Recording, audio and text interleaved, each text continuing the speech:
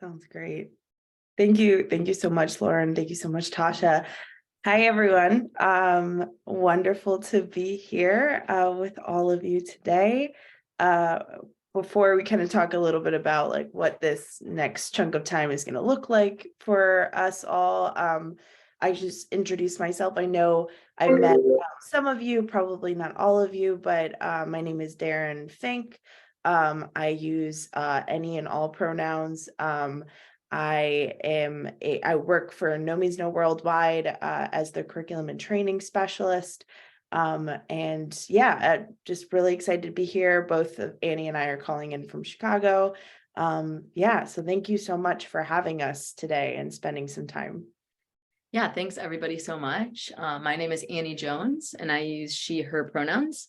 I also work for No Means No Worldwide and I'm the partnership specialist. So I work with our different partners across the world, just helping them run our programming in their communities. Very excited to be here and grateful for the opportunity to present about LGBT 101. Awesome. Yeah, so I think for us, what would be really helpful from all of you today is just if you can rename yourselves. I know that some of you already have, just popping those preferred pronouns in would be great as we're having this discussion. And we'll, of course, respect everyone's pronouns of what they choose to be called during this time. And yeah, so we're really excited. I'm going to turn it over to Annie in a minute to run through what we'd love to cover today. When we were asked to speak today, we really wanted to make sure that we maximize our time together and make sure we cover everything that would be really helpful and useful to make sure that our trainings, our sessions, our camp is as inclusive and respectful as possible.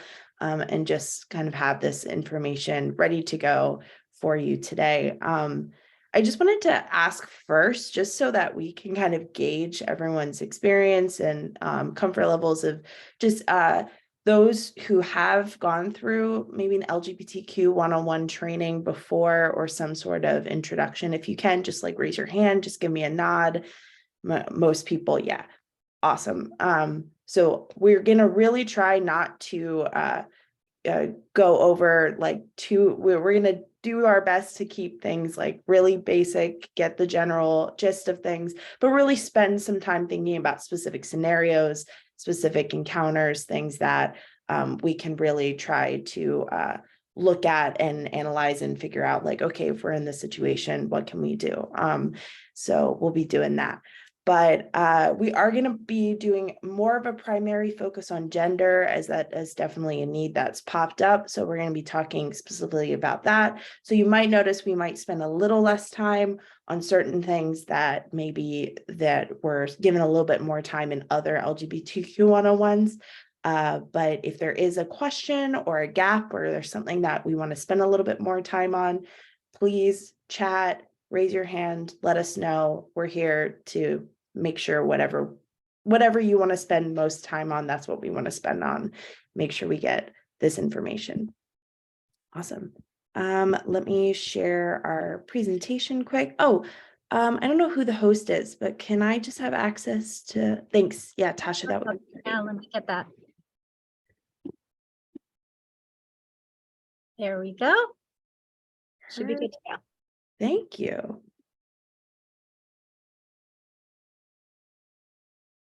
Right.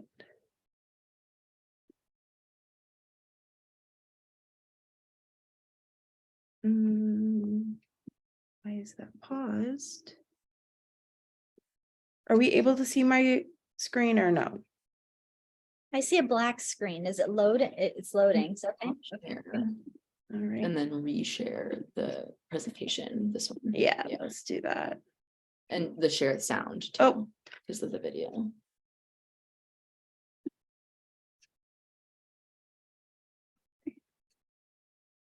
sorry, 1 second, technical difficulties as always. I think you have to do it in present mode first. Okay. Yeah. I can't really do it and share. if you do slideshow, yeah, and then you just slide to the other screen like this. Yeah. Yeah, you do it. I'm still so inept when it comes to my Mac. I know 2 things, and there we go. Look at that. That's why I have you. Is everyone able to see now? Awesome. Right. So we're just going to quickly go through the agenda of what we're going to cover in our session today. So first, we're going through the agenda. We'll share with you some objectives, what we're hoping to achieve through this session, some ground rules so that everyone can feel as safe and comfortable as possible. And then we'll go through just some basic LGBTQ+ terminology, just to make sure that we're all using the same vocabulary, we're all on the same page about the language that we want to use. And then we'll go through an activity called the Genderbread Person. And that activity will really help us unpack some of those aspects around gender, gender identity, and gender expression.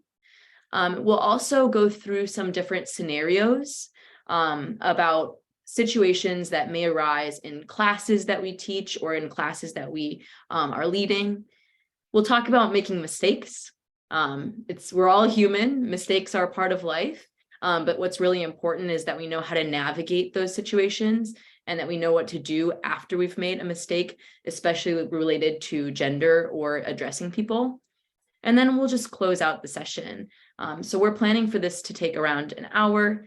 And yeah, we're really looking forward to it. So from this session, we have 4 key objectives. So the first is really to increase our ability to support LGBTQ+ participants in our trainings and programs. So we all share something in common. We're all self-defense or martial arts instructors.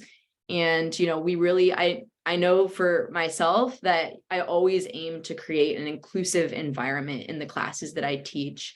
Some of the stuff that we teach can be triggering already. And the last thing we want to do is to make our participants feel like they're not welcome or included in our classes. So that's a really important goal of this session. The second is to ensure that LGBTQ+ members of the National Women's Martial Arts community are supported and recognized. So we want to make sure that this community is really open and inclusive of everybody, particularly people that are marginalized in other aspects of life or other aspects of the world. We want this to feel like a safe space for people, for all people. And then to be more specific about what we're actually going to want to cover in this session, we really want to increase awareness and educate about the differences between biological sex, gender identity, and gender expression. So we're going to be unpacking those things and going a little bit in depth into those things today, just so that we can all really be on the same page and have a common understanding about the differences between those 3 aspects of gender. And then lastly, we also want to put in some practical application of these things that we're covering. So we're going to practice using non-gendered language and people's chosen pronouns. So we're really going to be focusing on kind of the language of gender and how we can use inclusive language in order to achieve objective 1 and 2. Any questions about the agenda or the objectives of the session? Awesome. Okay, great. And we'll just be checking the chat if there are any questions arise as we go through. One thing I forgot to do in a little bit of introduction is just, I think just talk a little bit about kind of Annie and I both are very passionate about the LGBTQ community and representation and inclusion.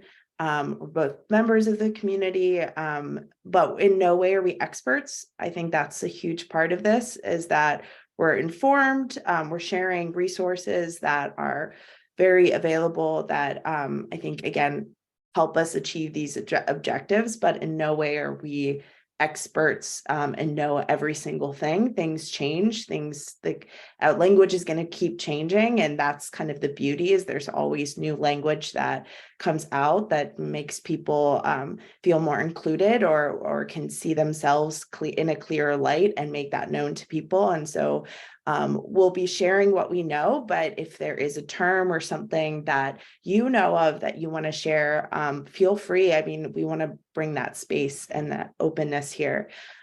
So just wanted to say that before we get into some ground rules. Awesome. So just for this conversation, we just have a couple standard ground rules that we'd love to follow. In general, these kinds of conversations, respect is essential. We respect everyone's opinions, respect who people are, and we want to make sure that we are keeping that respect and that safety throughout the entire presentation. That is Annie and myself's like our primary goal in this is to share this information, but to make sure that we're maintaining that level of respect and safety. Confidentiality, big thing. I know these probably come up in trainings that we already run, so this isn't new, but for us, confidentiality, take the information, take the skills, take the knowledge, but leave the personal stories, leave what people choose to share in this space. But take the information, take what we're sharing here, but just keep those kind of personal stories confidential, please. And then practice open-mindedness. Some of this, again, might be not new. Some of this might be really new. And as we go through some of these scenarios might be familiar. So keep an open-mindedness and also recognize this is about learning. So I think any of us can look to past experiences where maybe we, said something or did something that we look back now and we're like, oh, if I had this information, I would have changed a few things. But you keep an open-mindedness for the information, but also for yourself. We're just here to learn and kind of take this forward. And then participate and challenge yourself. So we are going to have some discussions, some questions. Please participate, challenge yourself to participate, but it's absolutely optional. We just hope that you take whatever you can from this time that we have together. And then I wanted to just add any other ground rules that anybody else needs to feel like they can participate fully in this conversation. So just to take a moment, anything that you need, pop it in the chat, raise your hand that you want to add for our ground rules.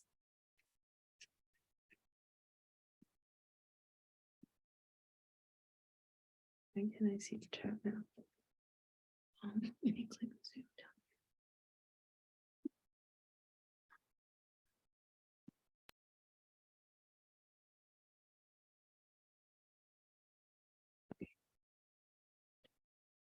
You get me back. Perfect. Okay, cool. Well, for that, we'll just move on. But if there's anything you need, just let us know. Yeah, so over to you, Annie. So we've been using this acronym LGBTQ+.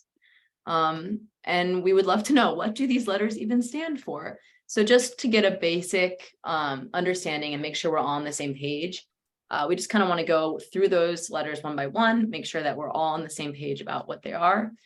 So can anyone just share, what is the L? You can either unmute and just say it, or you can write it in the chat, whatever you prefer. And we're with sharing the screen, it looks like oh no, we can look at the chat. Perfect, go ahead. Yeah, so L is for lesbian. So women who are attracted or romantically or sexually to other women. G.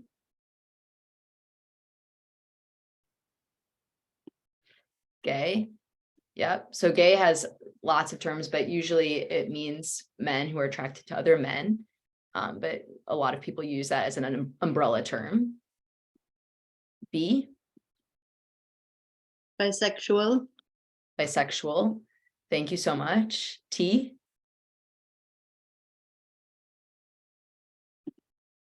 Trans. Thank you, Martha. And then Q. Questioning. Yeah, queer or questioning. I've definitely heard both. So queer or questioning. Yeah, thank you so much. So we're really going to be focusing more on, like we said, gender, but we did just want to make sure that we're all on the same page just about that umbrella term. And then we also have this plus. Does anyone have any ideas about what falls under the plus?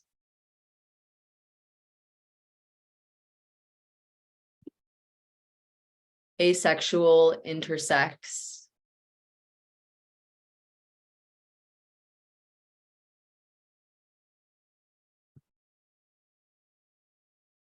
Yeah, those are definitely part of that.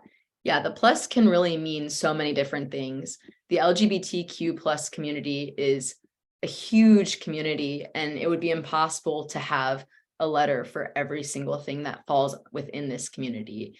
So the plus, I see Martha, you put ally. Yeah, thank you. That can also fall in there. So this is something that really is trying to add all of these different identities and things that are on a full spectrum into this acronym. And it encompasses so many things that we're kind of going to go through some of them throughout the rest of the presentation. So just to make sure that we're all on the same page, we're going to define some other key terms that fall within this umbrella. Yeah, so we're going to be talking kind of about the larger areas here around sex, gender, identity, sexual orientation, and gender expression. So you'll notice that some of those letters that we just talked about fall under, you know, some of these particular categories. And it's important to kind of understand what are the differences between these categories. I think sometimes one of the bigger misconceptions or challenges is that these all are the same, or they all completely rely on each other and relate. And so what we're going to do is talk a little bit about them in more detail, and like what makes them a little bit more complex and what do they refer to. So when we talk about sex, this is going to referring to specifically biological sex and reproductive characteristics that define humans as female or male. Then we talk about gender identity. And so this is going to be one's innermost concept of self as male, female, a blend of both or neither. How individuals perceive themselves and what they call themselves. So one's gender identity can be the same or different from their sex assigned at birth. So that's going to be something we'll talk a lot more about and visually represent. Sexual orientation, and Annie's going to go through this in a second, but it's just that inherent or immutable, enduring, emotional, romantic, or sexual. It doesn't always have to be all of those things. Attraction to other people. So someone's sexual orientation is independent of their gender identity. Again, not always the same thing and not always connected, and they really are independent. And then that gender expression. So this is the external appearance of one's gender identity, usually expressed through behavior, clothing, body characteristics, voice, the way that they present themselves. And this may or may not conform to the socially defined behaviors and characteristics typically associated with either that masculine or feminine nature. So I'm going to hand it over to Annie, who's kind of a better way to showcase how these things kind of align in a person. Yeah, so we're going to be looking now at the genderbread person. Has anyone ever seen this diagram before? Yeah, I see some Quite a people. few, yeah. Awesome. Well, some people have and some people haven't. So I'll try to be do an overview and not take too long on it, but also just kind of try to be thorough for the people who haven't seen it before. So the genderbread person is a diagram that helps us understand gender and sexuality and the parts that make up both. So this model is really meant to kind of depict the complexity of how these concepts show up in our society. So this is a realistic idea, but it's not our dream scenario. You know, we're kind of representing this, how these things emerge in real life versus what we might want them to be. So to begin, we're going to just fill in the blanks and name the different parts of this genderbread person. So on this first line, pointing to the brain, we can call this gender identity. So gender identity is who we in our heads know ourselves to be, based on what we understand are the available options for gender. and how much we align with or don't align with those options. So in our society, we are given kind of two main options, right? Male or female. And now there's lots of terms that are coming out that people can also identify with. So this is kind of our psychological sense of gender, how we feel in our heads, we identify. The next one is attraction or sexual orientation. So attraction is the different ways that we feel pulled to other people. This is often categorized based on our gender as well as the gender of the people that we feel drawn to. So this refers to sexual orientation. And as Deryn mentioned, this can be sexual, it can be emotional attraction, or it can be romantic attraction. So sometimes people feel a pull to the same type of person for all of those things, or different types of people for different types of attraction. And then on the bottom line here, we have anatomical sex. So this is referring to somebody's anatomy. This refers to the physical makeup of our bodies, and specifically all of the body parts that we've named as sex characteristics. So these are both the primary traits that we're born with, as well as secondary that we might develop later in life. And then lastly, we have gender expression. So this is pointing to the whole diagram, somebody's whole body.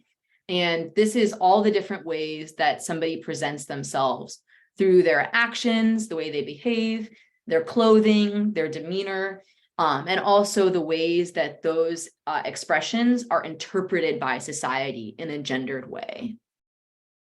Does anybody have any questions or things that they'd like to share or add to these terms or their definitions?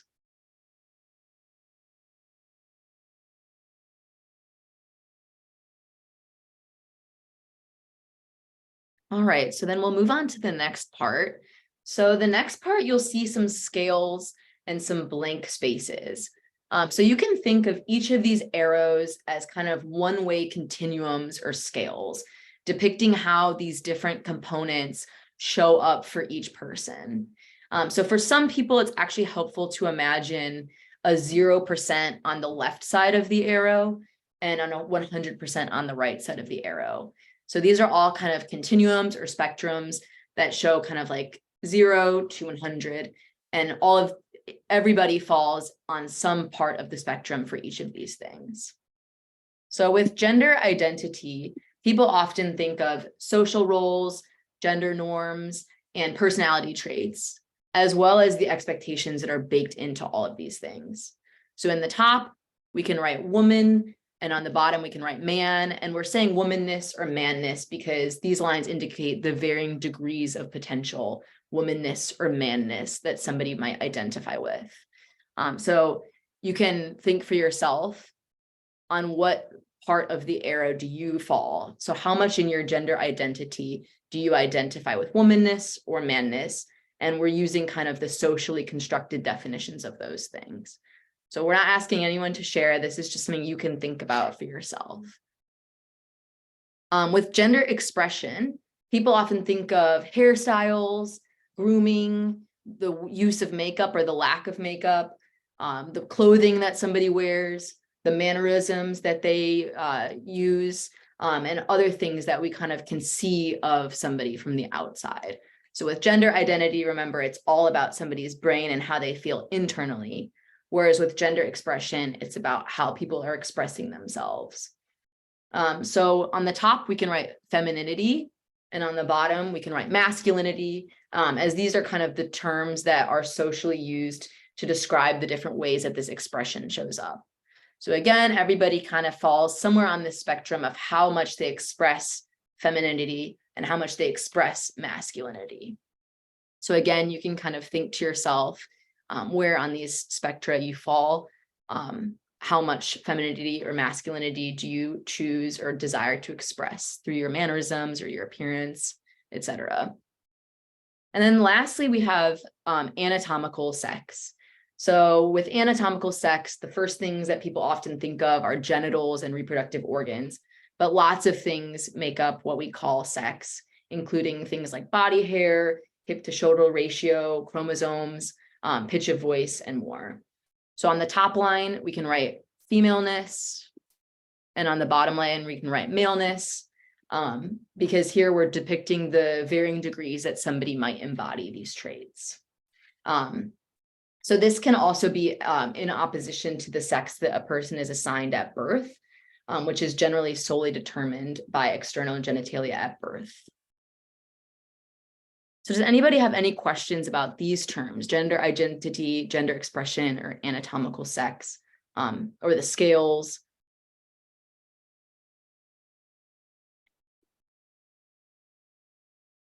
Awesome, thank you guys. So then we can fill in the blanks with the attraction section at the bottom.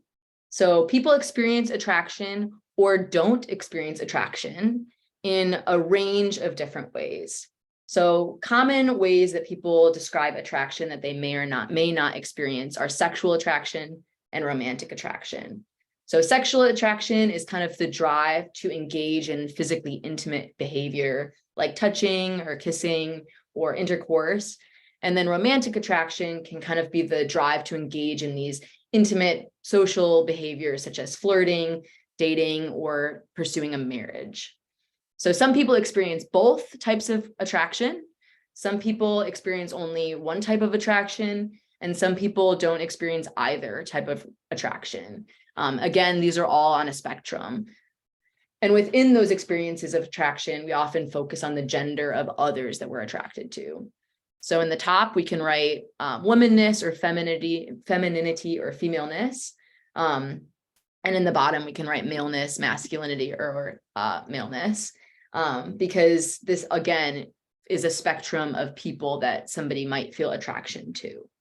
So our sexual or romantic attraction can really depend on these different traits and what we're looking for in the people that we are attracted to. So for example, somebody might be attracted to people who identify with a lot of womanness, but express a lot of masculinity. So it can really vary, again, on those spectrums. So again, you can take a moment to place yourself on these different spectra. You can think to yourself, how much womanness or femininity or femaleness am I sexually or romantically attracted to? And same with maleness, masculinity, and maleness. And again, there's a complete spectrum. It can be 0, 100, somewhere in the middle. And that's something that really only you can determine for yourself. Any questions about these spectra or these scales?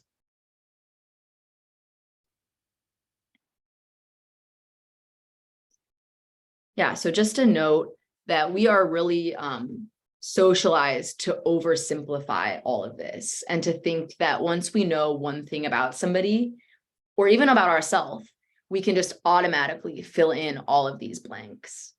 So for example, if we learn that somebody's a woman, we have a picture in our mind about what that person looks like and who she's attracted to. We assume that she might express her gender in feminine ways, that she was assigned female at birth, and that she embodies femaleness, and that she's exclusively attracted to men. That's kind of what society has told us a woman or somebody who identifies as a woman is. And this image is really simple. It's something that we've grown up with. It's something that is really simplified in our minds, but it's really not a comprehensive view of somebody. And it's usually not true for most people. So many of us exist in different degrees on all of these scales, and sometimes we may zigzag through them. These things might change throughout our lives. We're never really pinned down to one thing. And so to highlight that, we also have that identity doesn't equal expression, and that doesn't equal sex. Those things are all different, and they can all change throughout the course of our lives. And gender also doesn't equal sexual orientation. So all of these things are so complex, and this model kind of helps us understand how complex these things are in our society. Any questions about this model? And anything you'd like to add? No, I think you did. That's great. I think in the next point here, we're going to go a little bit deeper into like one part here. But yeah, I don't see any questions. Good to go. All right. So I'm going to play a little clip of this video. So the genderbread activity is one activity, but it's definitely not the only activity. There are so many LGBTQ plus 101 resources out there, people who I think do expert jobs of breaking these things down. And this video I really like is a very, very short video. There's a lot of information shared in about 7 minutes of it, and we're going to watch only 2 minutes of it. I think it does a really great job of breaking down a little bit more about gender identity and biological sex and how they interplay. But just kind of a warning, if all of this is new information, like this is a lot of information coming in 2 minutes. We'll do a recap afterwards just to kind of get the bite-sized takeaways here. But I'll also share out this video afterwards. So if it's something that you want to go to, I like having something I can pull from if I am talking to someone and just can show them a little resource that they can look at and, keep their mind updated throughout. Let's jump in and start with terms relating to gender identity. First, biological sex. The extremes on this spectrum are biological male and female. These are determined mainly by hormones and organs. For males, this means testosterone, a penis, testes, and secondary sex characteristics like body and facial hair and a lower voice. For females, this means estrogen, a vagina, and the internal reproductive organs for pregnancy. Female secondary sex characteristics include breasts, wider hips, and a higher voice. Intersex is the term used to describe people whose combination of hormones, internal sex organs, and genitals do not fit typical binary notions of male or female bodies. Gender, another spectrum, is the scale between boy and girl. Boys may use masculine pronouns, he, him, his, and feel masculine. Girls use she, her, her pronouns and feel feminine. Anyone who identifies outside the gender binary falls under the umbrella term of genderqueer. Halfway between the extremes is gender neutral.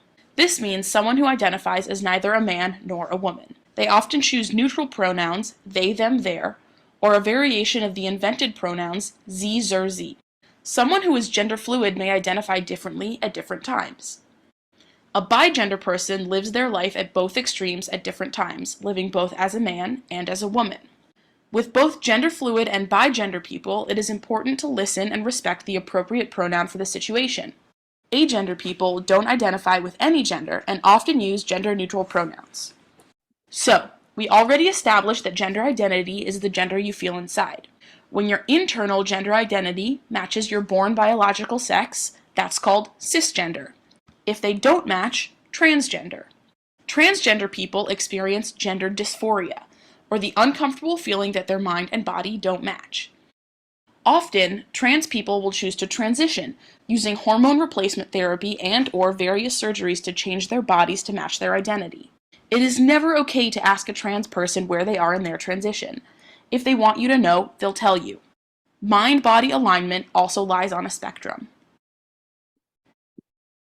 All right, thank you. Thank you so much. And a few notes of that video as well was made I think 6 years ago. So there are some terms that don't come up here or that maybe are here that aren't as popular at right now.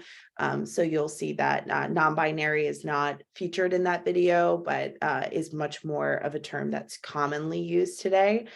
So we'll just talk about that here in the recap. No, we've done that. Okay. So I think what I like particularly about this video is just kind of seeing 3 full spectrums and how they kind of interplay with each other. So again, spectrum of biological sex, those kinds of extreme ends, male, female on either end, and then in the middle you have intersex.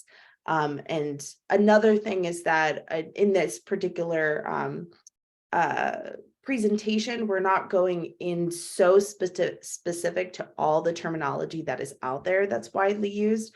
We will share resources that you can have definitions of many of these terms, but if there's something that is maybe unclear at this point, please let us know and we can define that right now. But again, we just want to make sure that the kind of spectrums are kind of the big takeaways here. And so you have biological sex sitting on its own spectrum. And then on the other spectrum, you have gender and that gender identity. So kind of man, woman, masculine, feminine on either side. And then in kind of in between is that gender fluid, gender queer umbrella term. Again, very other particular terms can be used here, but those are kind of like the more umbrellas. Again, those kinds of larger spectrums, and then that kind of mind-body alignment, how those two kind of interplay, where we have cisgender, transgender, and for non-binary people, kind of sitting again, maybe in that middle or not within the binary that is it exists between male, female. So again, I think sometimes when we learn these terms for the first time, it feels like, oh, there's all these kinds of new things I have to learn and have to understand. And truly, I think it is important to always be informed and always be like, receptive to what is being shared. But I think especially these kinds of understanding that these things do exist on these spectrums, that they are not necessarily, like we said, your gender identity isn't always coinciding with your biological sex. It's not informed by each other. They can be separate, and what that looks like. And by all means, our biggest takeaway here is to respect what people truly identify as, and respect how they want to be treated and how they want to be, what they want to be called. And so we're going to go into that now, and Annie's going to take us through some pronouns. Oh, I am. That's me. I forgot. I'm going to take us through some pronouns. So again, the big here is taking us through how people want to be called, what they want to be use as their pronouns, and how we address people. So these are the main pronouns that are out there. But as you even saw in the video, there are several other pronouns that maybe are not as widely used, or we don't refer to them when we talk about pronouns. But the big ones to know are she, her, hers, typically associated or connected to that feminine womanness. He, him, his, typically associated with that man masculineness. Again, not always coinciding. And then we have they, them, theirs, sits in the middle there.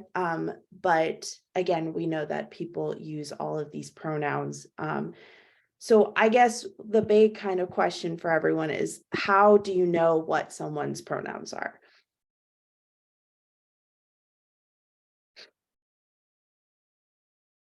What's the best way to find out someone's pronouns? Ask. Yeah, thank you, Cody. Yeah, ask. A big takeaway is that I can't tell what someone's pronouns are by looking at them. That's the really kind of big part here, is that gender expression is what we see, right? But it's not someone's identity. And it's not always coincides together. So the best way and the most accurate way to ever understand what someone wants to be called is by asking them or giving them space to share. So just like all of you have your pronouns kind of displayed, that's how we can know what someone wants to be called in this way. Awesome. So respecting pronouns is one of the easiest ways to provide an inclusive environment, especially for your students or in your classes. And then another way to create a safe and inclusive learning environment is by using gender neutral language. So oftentimes, without even thinking about it, we use language that reinforces the gender binary. So this is some language that we've heard throughout our whole lives. Oftentimes, some of these phrases are so ingrained in our personal vocabulary that we don't even think about it.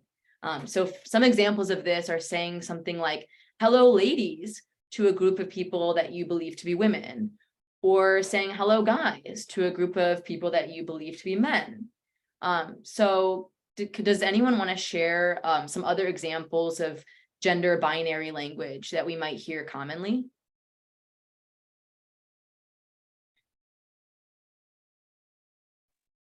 Sisters. Mhm. would be Yeah. one in our community that was used. Yeah, Sisters. sisters, that's a really good one. Thank you for sharing that. Yes, ma'am.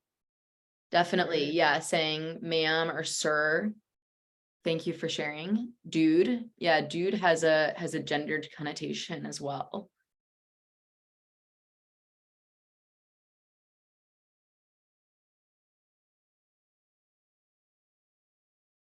Any other examples you can think of?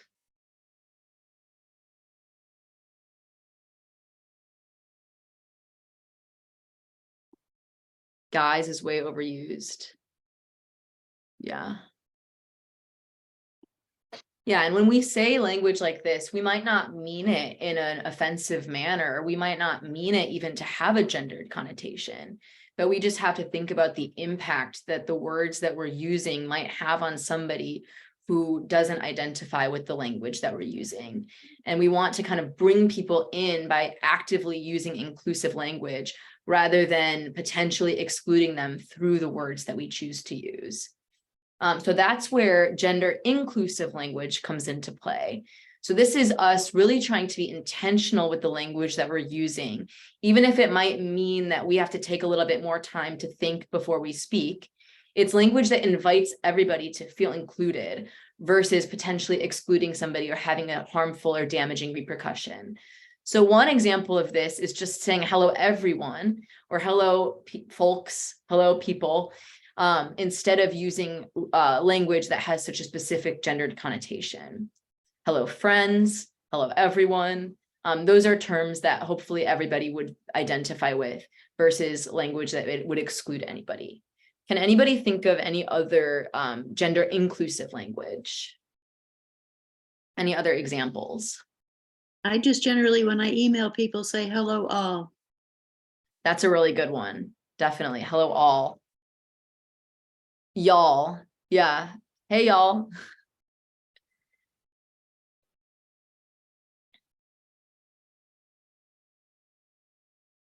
Folks, definitely.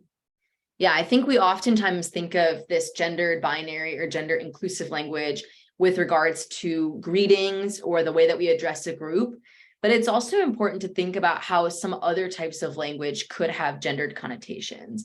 So for example, saying things like, this is a kind of a simple example, but like fireman, we can use firefighter, or policeman, we can use police officer, you know, things that we don't even think of as having a gendered connotation. We really want to try our best to remove that gendered connotation from those words. Another example that comes up often in this type of profession or in self-defense or martial arts is referring to parts of the body. So for example, when we talk about a specific skill in our program, we have something called the groin grab. And we oftentimes describe this in very gendered language, talking about grabbing the testicles. So even language such as that, we can make those words more gender neutral by saying groin and describing just any sorts of genitalia that a person may have versus being so specific with the type of gendered language. Another really important thing to say to be gender inclusive is talking about those people that are raised or socialized as women or girls versus saying women. We can say those raised as women. That is also something that is inclusive because it encompasses a lot wider of a group of people. We can also say something like people with internal reproductive organs versus saying women, if we're talking about something that's specific to genitals or to reproductive organs. So we really want to be specific and inclusive with the terms and the language that we're using. So if we're talking about a typically experience that women experience typically, we can say people that were raised or socialized as women experience this frequently. Or if we're talking about something that's specific to genitals, we can say people with external reproductive organs or people with internal reproductive organs, depending on what we're talking about, versus saying men or women. Another really inclusive thing to say is saying partner versus saying a gendered term. So maybe we see a woman somebody that we think is identifying as a woman or who has shared that they're a woman, versus saying, oh, do you have a husband? We can say something like, do you have a partner? Or if we're curious about that. So even using language such as that doesn't kind of create assumptions. Yeah, I love the message in the chat from Hind. Husband or wife can become spouse or partner. Sister or brother can become sibling, and mother and father can become parent. Yeah, that's a really important one. We're going to go through that one next. Rather than, if we have a child in our class, rather than saying, oh, how's your mom or how's your dad, we can say parents, versus referring to those gendered language, because we don't really know what their situation might be.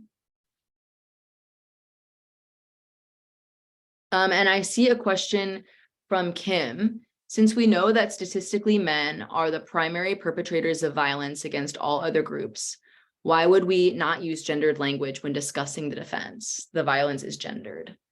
That's a really good point. Yeah, thank you so much for sharing, Kim. Before we share our opinion or our thoughts, would anybody else like to share a response to Kim?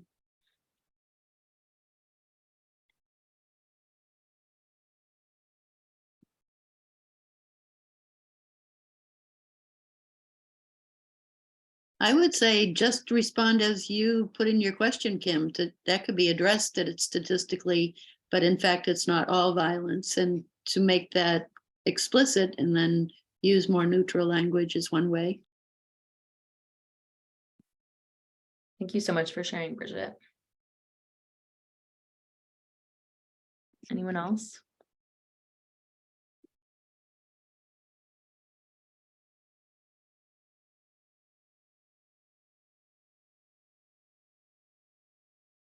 Yeah, I mean, I think that, Bridget, what you said is pretty much how I would respond as well. I think it's really important to acknowledge the reality and to share statistics and make sure that our participants are informed about the reality of the majority of perpetrators of violence.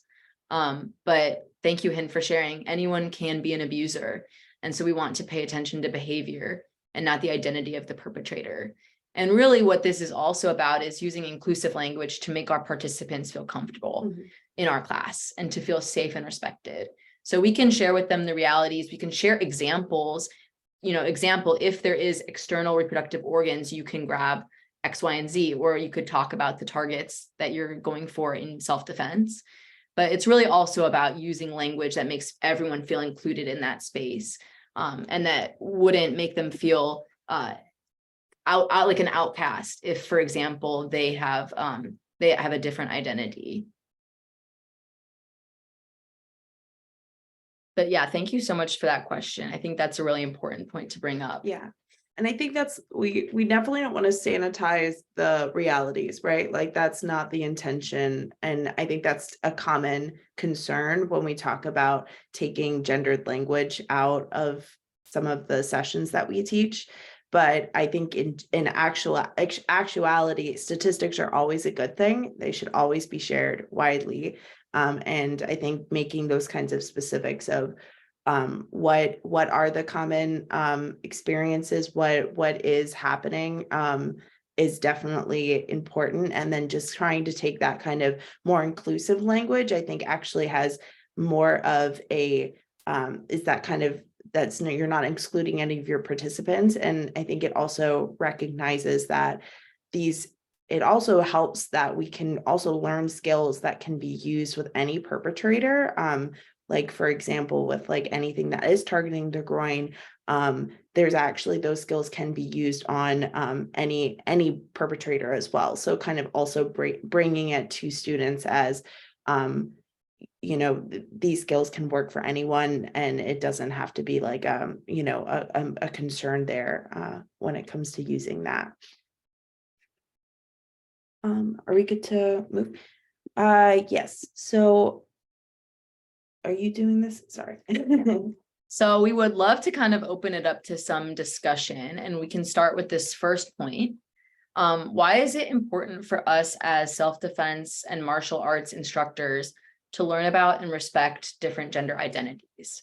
Why is this important specifically for us as an audience or us as a group?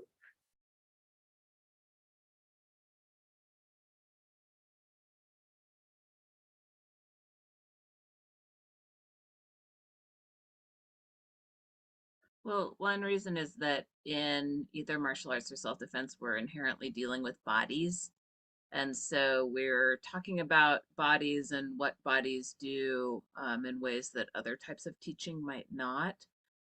So along with that is going to come someone's relation to their body in many ways, but including their gender identity and their knowledge of their own expression and sexuality.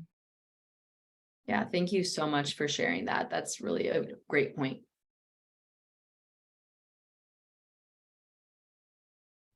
I think as martial artists and self-defense instructors too, we're like safety is primary in our training, and we can't create a truly safe space if we're not speaking to everyone and if not everyone feels included.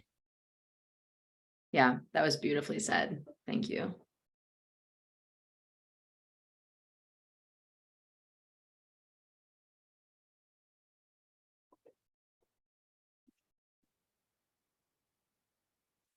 Because what we teach, we believe is critical and important. And if we're not knowledgeable and accepting and aware, then we're not creating a safe place to learn. Yeah, definitely. Thank you so much for sharing. You all have said it so much better than I could. I don't think I have much more to add. I think that what you all said makes up exactly the points that we're trying to get across. Hint, to create a safe space for all, to not re-traumatize someone who might already be facing similar violence outside and coming to our classes to learn how to defend themselves from it. Yeah, that's a really great point. Oftentimes people are coming to our classes because they are experiencing something, maybe it is related to their gender expression or their gender identity, maybe it's not.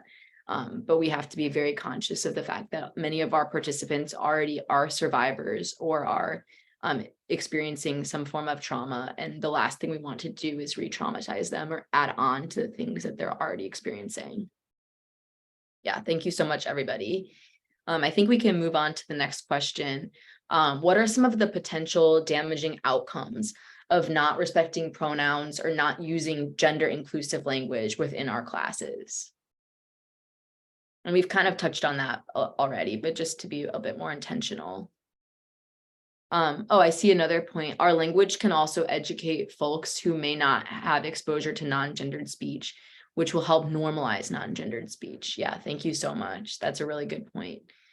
We're educating about so many different types of topics in our classes, and this can be another additional thing that participants can gain from our sessions.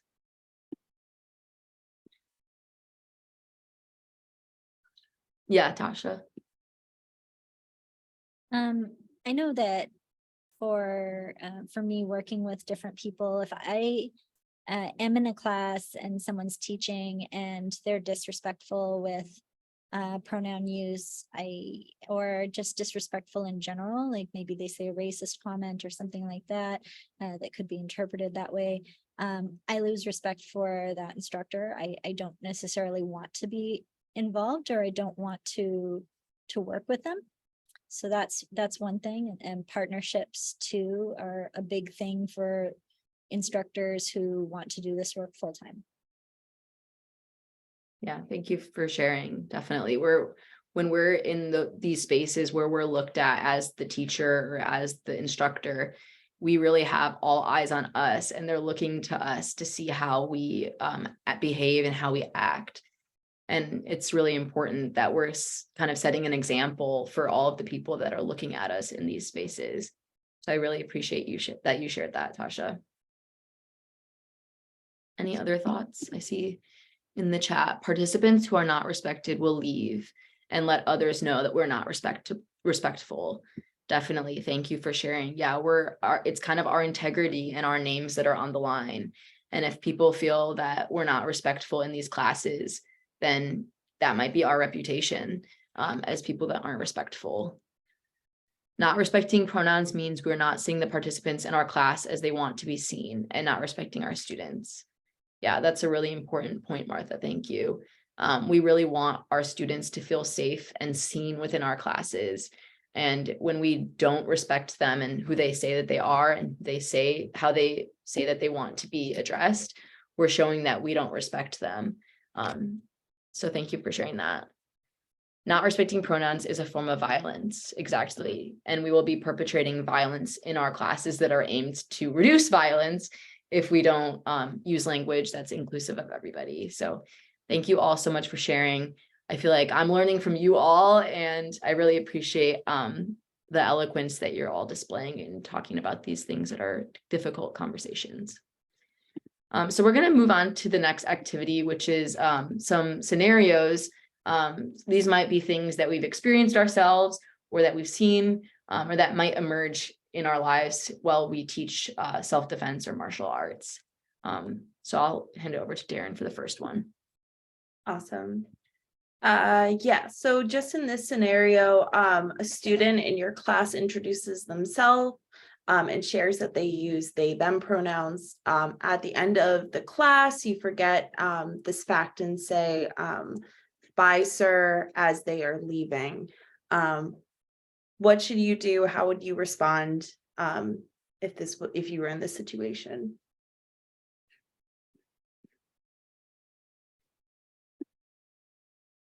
And just to be clear, I guess it's in the scenario, but we're looking at the perspective of the instructor. So in this situation, how would you respond as the instructor?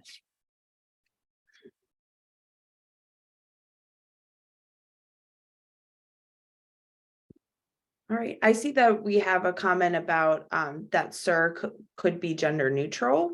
I haven't heard that myself. I think in general, I think in this case, it's not gender neutral and it's specific to the person. But if that is that's new information to me.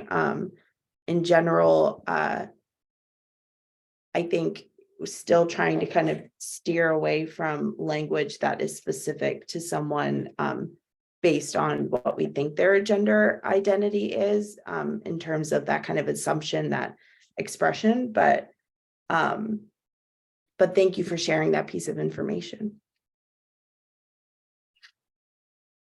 Okay, I see Bridget apologize without fuss.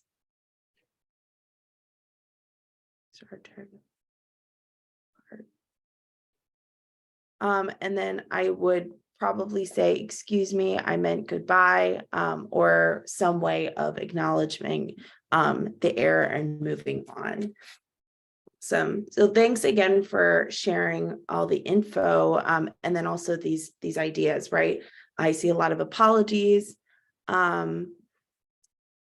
I see Hin says, I don't know what to say other than apologize. Maybe I can ask them what word they prefer. I probably see, oops, pardon me, bye, and see you soon.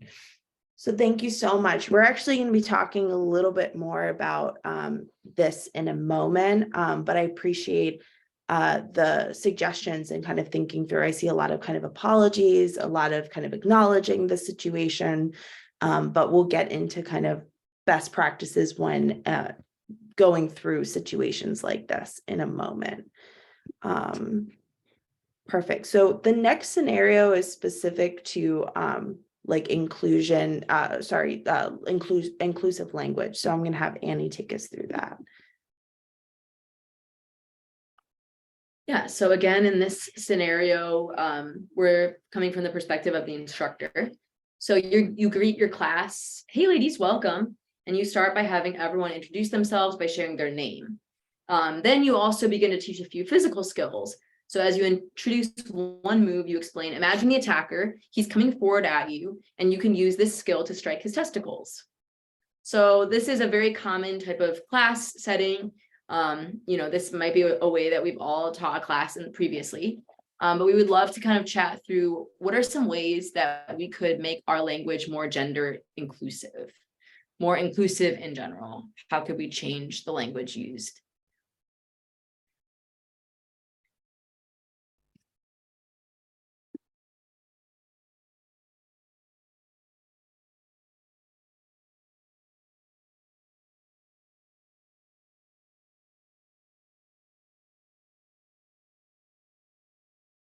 Yeah. Lauren. So I usually start class by saying something like, hey, friends, or hey, everyone, or hey, team. If we're in a small group that meets often. So I would start it like that. And then usually we would say like, imagine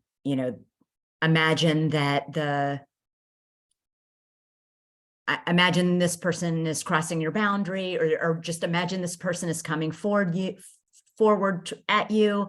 You can use this skill to strike them in the groin. And then we also explain that you have 2 nerve bundles on either sides, on the insides of your thighs. So regardless of any other body parts that might be there, like that's why Muay Thai fighters hit the insides of the thighs and the outsides of the thighs. So we sort of explain that it doesn't really have anything to do with genitalia. That those are vulnerable places on everyone. And that's kind of the way that we approach that. Yeah, thank you so much for sharing. So I heard 2 points here. The first is that the greeting, hey ladies, we kind of talked about that already. This is a pretty gender binary term. So whenever possible, we want to really use folks, friends. I really liked your example of team to be more inclusive. So that's kind of the first part of this, the greeting of the class. So we kind of want to avoid that term, hey ladies, and move towards friends or everyone. And then I also heard the second point there with the attacker.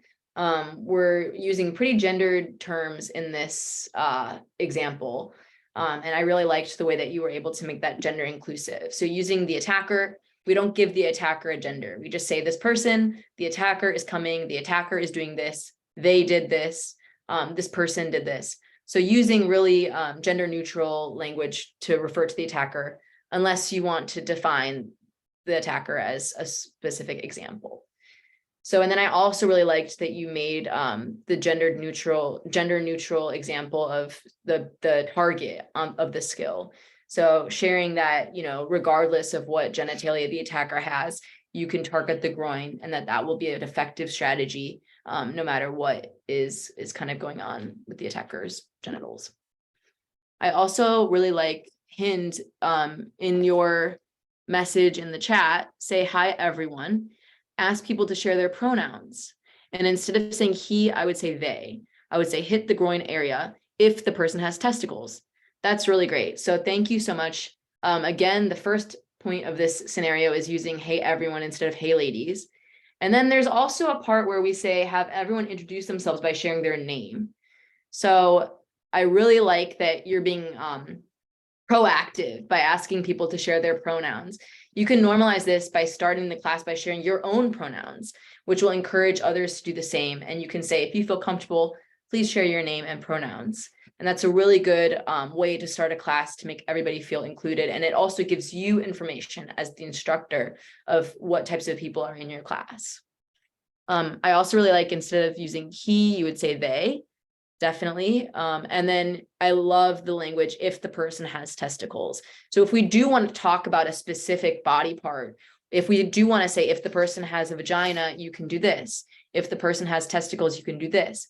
We're not saying we can't use those terms at all, but it's just using gendered inclusive language to share those things. I was instructing a ladies' night at the gym, their term, not mine. So I did use ladies, but use gender neutral language teaching. I also use groin area. Yeah, thank you so much. So yeah, we can say things like groin area. And even if the person doesn't have testicles, hitting that area hurts. So we're kind of making it a bit more inclusive through that type of language. Thank you all for sharing. I think you covered everything that we could have covered in that scenario. Definitely. Awesome.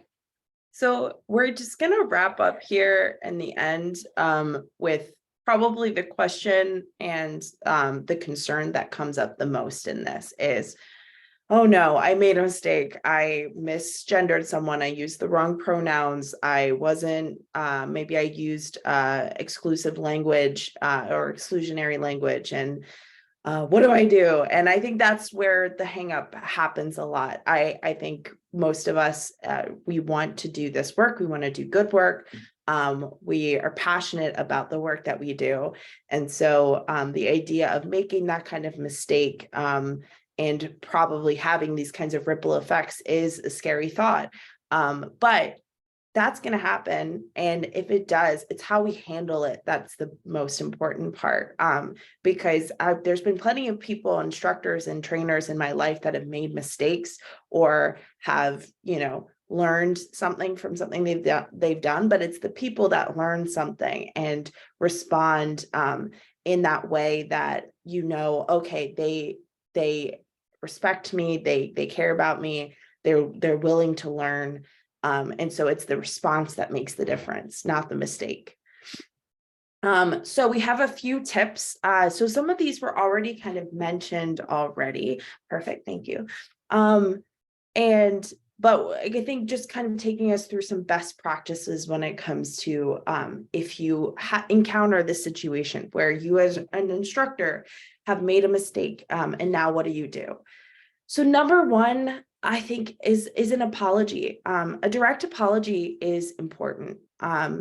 Recognizing that you made a mistake and you say sorry. I think sometimes it might feel like maybe that internal voice we have is like, oh, we just want to quickly move on, quickly ignore it. I won't do it again, but I'm just going to quickly ignore it.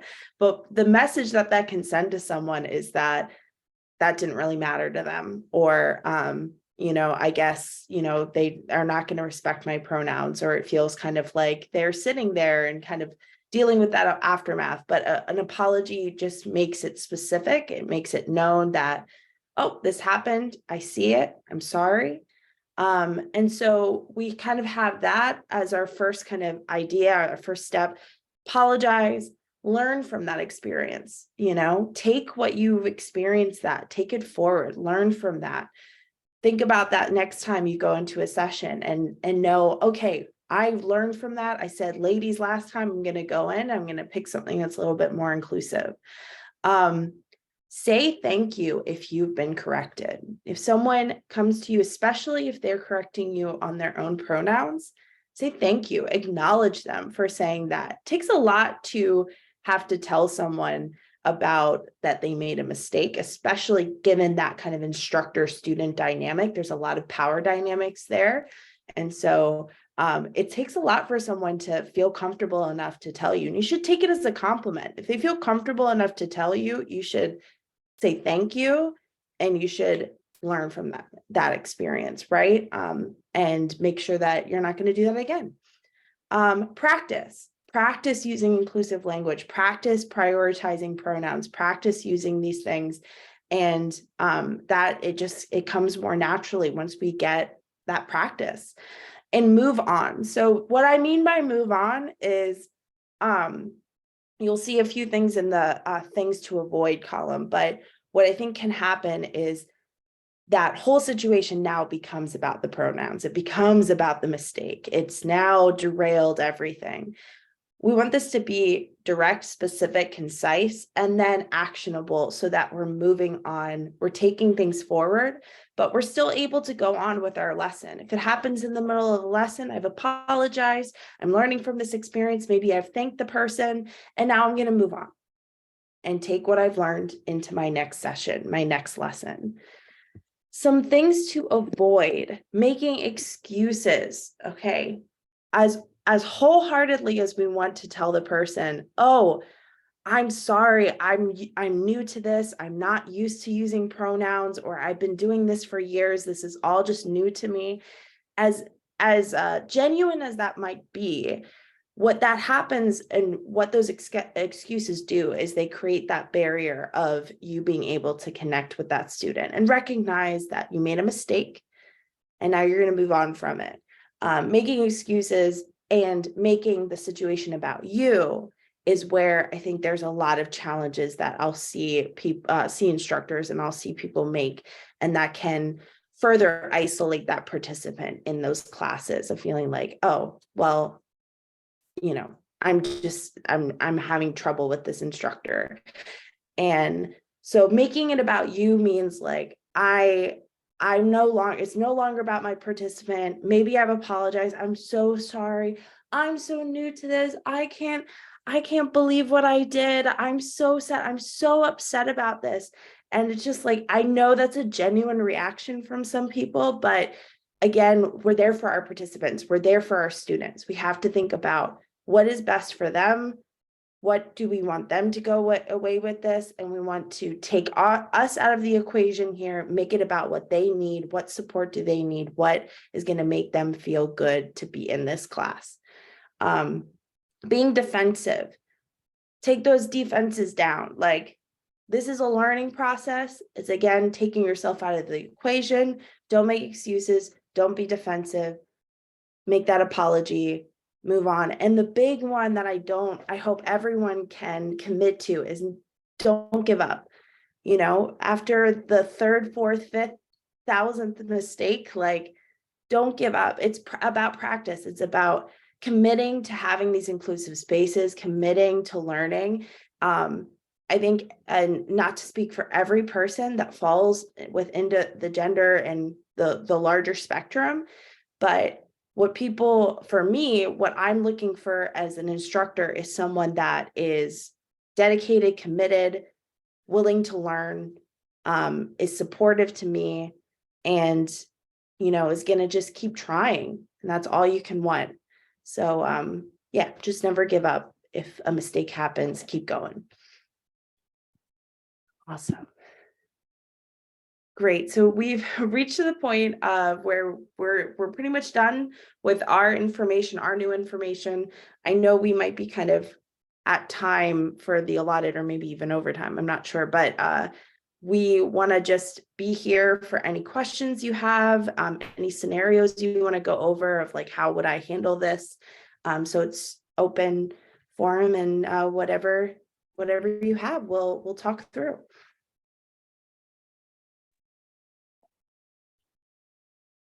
I have a question.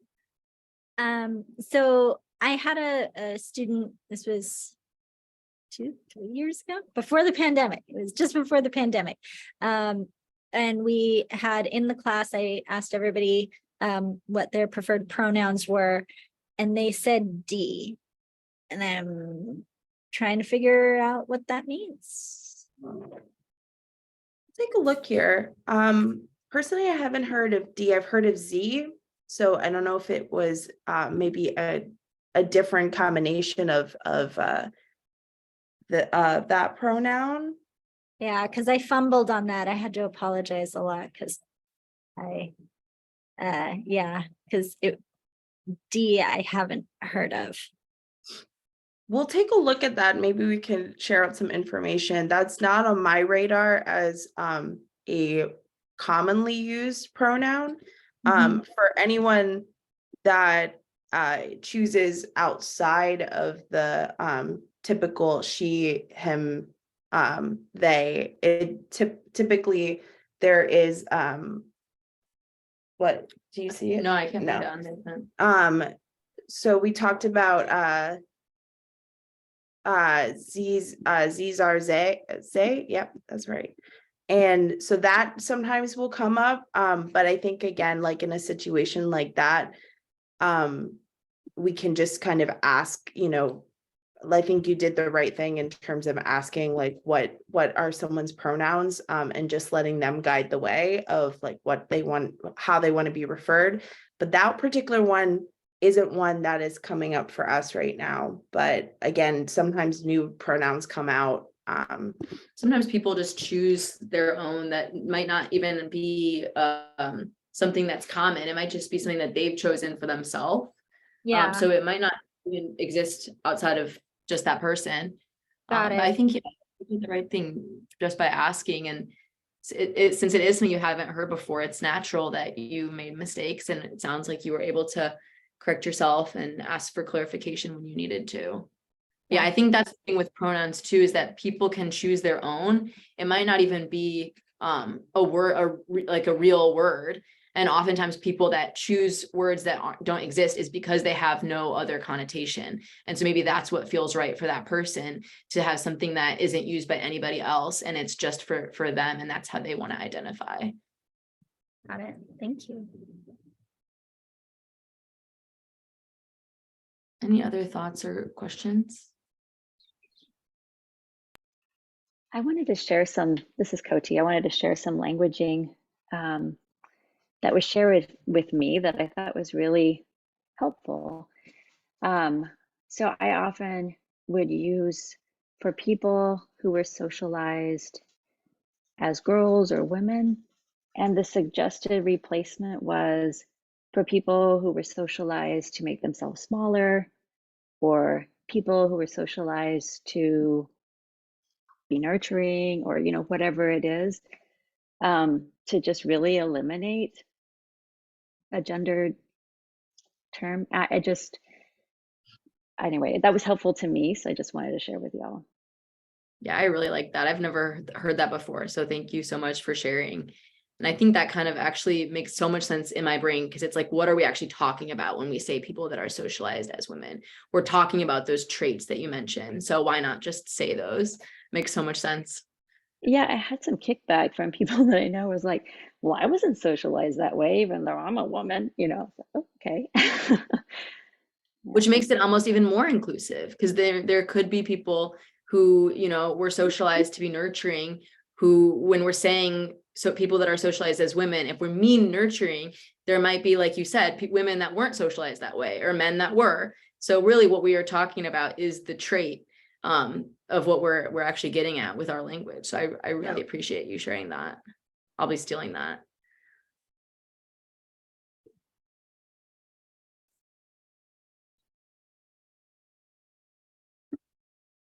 Any other questions?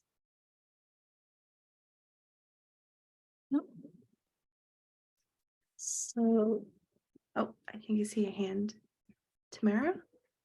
Not a question, but just something that's come up for me recently. I work with a lot of high school age students who are in the process of just discovering their own selves and their own identities. And I think something to just be aware of is, as students are kind of coming forward into their own, disrespecting whatever their coming out process is. Some students might want to be known in some ways, and other ways maybe they want to be more private. So just being aware of that, that's something that's I'm learning a lot now.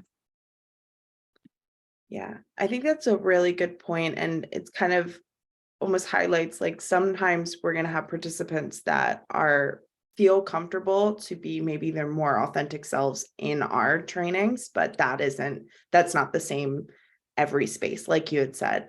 So just kind of taking the lead, I think also like that kind of confidentiality, like kind of ground rule in terms of our classes as well, just like being able to take the lead and talk to our participants or students of, like, if we do see them outside, like, how do they want to engage, and just respecting that part, especially if we're working with students in school. It's a very different experience for sure.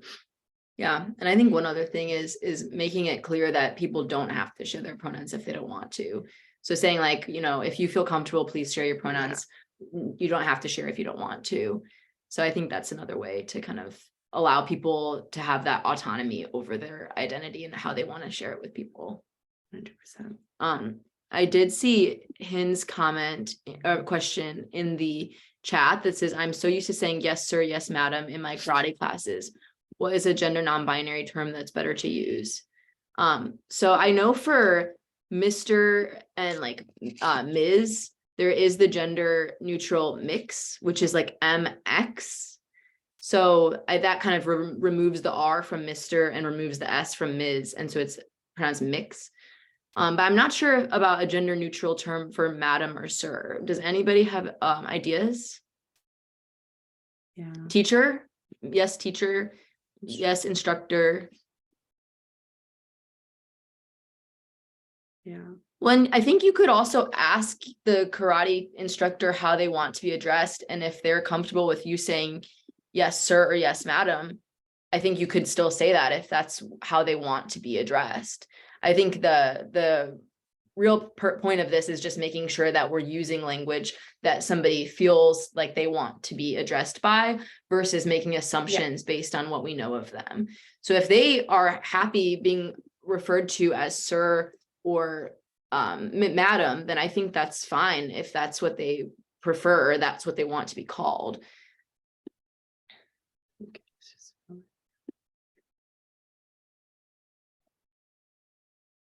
Hmm.